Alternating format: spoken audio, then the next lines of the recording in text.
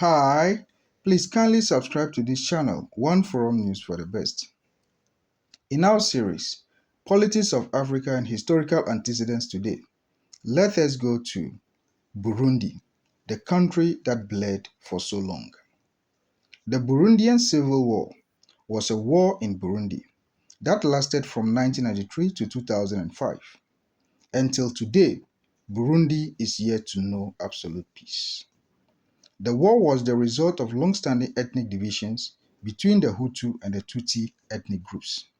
These two ethnic groups have caused pains to Africa over the years.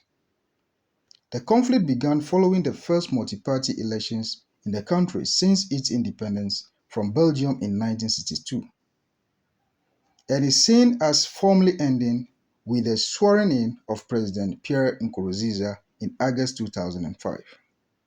Children were widely used by both sides in the war. An estimated death toll stands at 300,000. After decades of military dictatorships, the parliamentary and presidential elections of June and July 1993 were the first ones in Burundi to be free and fair. FRODEBU decisively defeated the largely Tutsi Union for National Progress of President Buyoya, and Ndadaye became Burundi's first democratically elected Hutu president. Ndadaye's government faced a lot of challenges from the onset and was more threatened by Tutsi extremists than by radical Hutu groups. The political situation escalated when Tutsi extremist army officers launched a coup on 21st October 1993. The coup was supported by about half of the armed forces and demoted Ndadaye alongside other leading members of his party. However, the military government was destabilized from the beginning as it faced internal chaos and opposition by foreign powers. As a result of President Ndadaye's murder, chaos broke all over Burundi.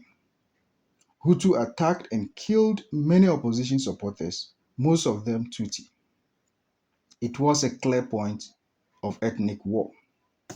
Many civilians banded together in local militias to defend themselves, but this group quickly became proactive as well, carrying out attacks and mass killings against each other.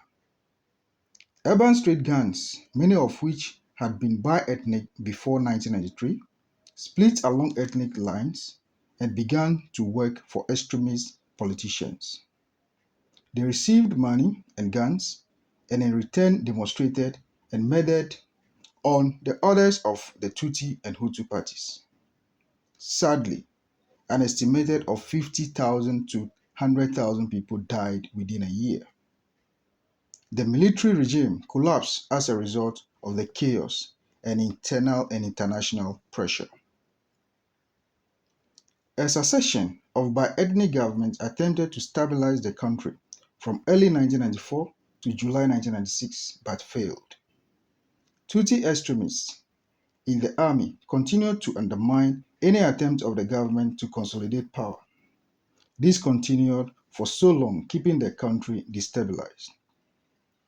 The Hutu insurgents, however, received support from the neighboring countries of Zaire and Tanzania, both of which allowed the rebels to set up bases on their territories from where they could launch raids into Burundi. While the country further declined and descended into civil war, the political situation in Burundi deteriorated. Ndadaye's successor, Cyprien, was assassinated in the same plane crash with Rwandan President Habyarimana on 6 April 1994. The death of Cyprien exacerbated the violence and unrest. His vice was sworn in, but the security situation further deteriorated.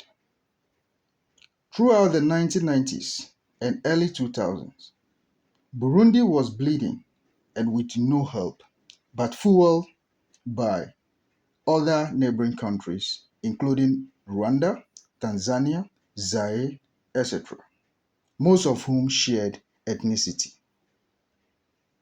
Until 2005, after the coming in of Pierre Nkurunziza, who was elected as a president, Burundi had no peace.